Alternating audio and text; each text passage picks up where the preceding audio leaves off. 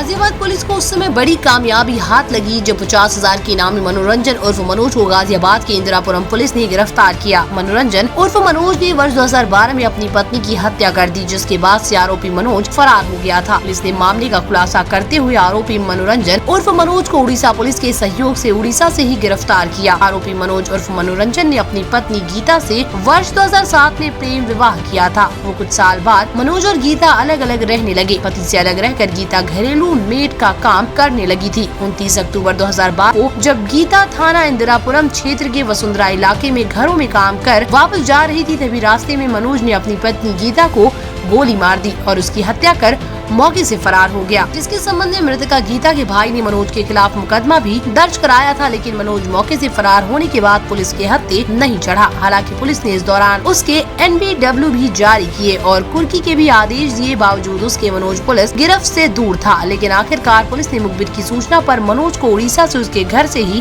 गिरफ्तार कर लिया। फरार था पत्नी की हत्या के मामले में पुलिस ने उड़ीसा से उसे गिरफ्तार किया। पहले मामला जानना चाहेंगे, क्या ये पूरा मामला है?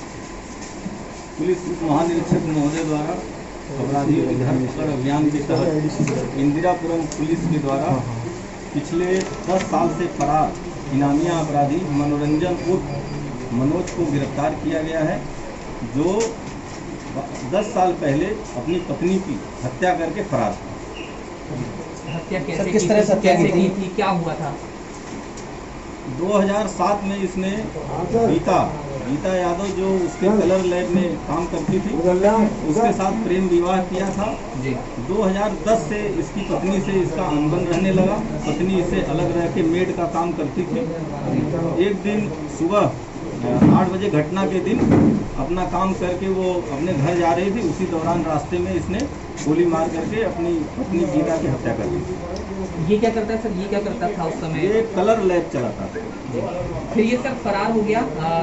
कहाँ ये छुपा? 10 साल एक बड़ा वक्त होता है। हमने सुना है कि उस पर इनाम भी घोषित कर दिया गया था। तो 10 साल में 50,000 रुपए की राशि इनाम की उसमें। जो पुलिस की क्या कार्रवाई रही और कैसे फिर 10 साल जो चीजें हैं चली गई? लगातार पुलिस इसका पीछा करती रही और लगातार इसको ढूंढने का प्रयास किया जाता रहा, लेकिन ये अपने को छुपाए रहा जगह जगह पे। और इसकी कुर्की भी कराई गई और माननीय न्यायालय के आदेश की अवमानना के संबंध में एक मुकदमा भी इसके खिलाफ फिर पंजीकृत कराया गया था। ये सारी कार्रवाई लगातार इसके खिलाफ जारी थी। सर कर क्या रहा था और क्या करता था? और नाम बदल के रहता था?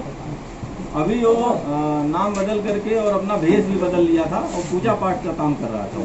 सर 10 साल क्योंकि बड़ा वक्त होता है, फिर सवाल वही है कि क्या किसी फिल्म से प्रेरित होकर या किसी भी ऐसे क्या वेश भी आपने बताया कि बदलता रहा है ये, तो पुलिस से बचने के लिए यानी इसने हर हथकंडा अपनाया। हो सकता है कि इसे ये भी लगता होगा कि हर आहट होती है तो शायद पुलिस आ रही, तो एक तरह से कहें कि खौफ के 10 साल में ये जी रहा था। शायद वियोग भी रहा होगा पत्नी की हत्या का। तो ये टोटल एक बार थोड़ा सा आपके शब्दों में जानना चाहेंगे कि 10 साल आपकी जो जानकारी भी होगी 10 साल कैसे इसके बीते, क्या कुछ रहा? बिल्कुल, ये अपराधी है तो अपराध करने के बाद अपराधी हमेशा खौफ में ही रहता होगा, और ये भी मैं समझ रहा हूँ उसकी खौफ अपने को लगातार छुपा रहा था और जगह जगह अपना अड्डा निवास स्थान चेंज कर रहा था और अपना बेस भी लगातार बदल रहा। सर बहुत एक इम्पोर्टेंट बात इसमें यह है कि जानकारी ये है कि बेहद मामूली बात पर शायद इसकी पत्नी से उस वक्त में लड़ाई हुई थी। तो थोड़ा कारण कुछ क्या पता लग पाया कि किस वजह से लड़ाई हुई थी? क्योंकि प्रेम विवाह और फिर लड़ाई यानी कि मतलब बेहद अभी जनरल पारिवारिक झगड़े हैं, इन लोगों का एडजस्टमेंट नहीं हो पाया, इस वजह से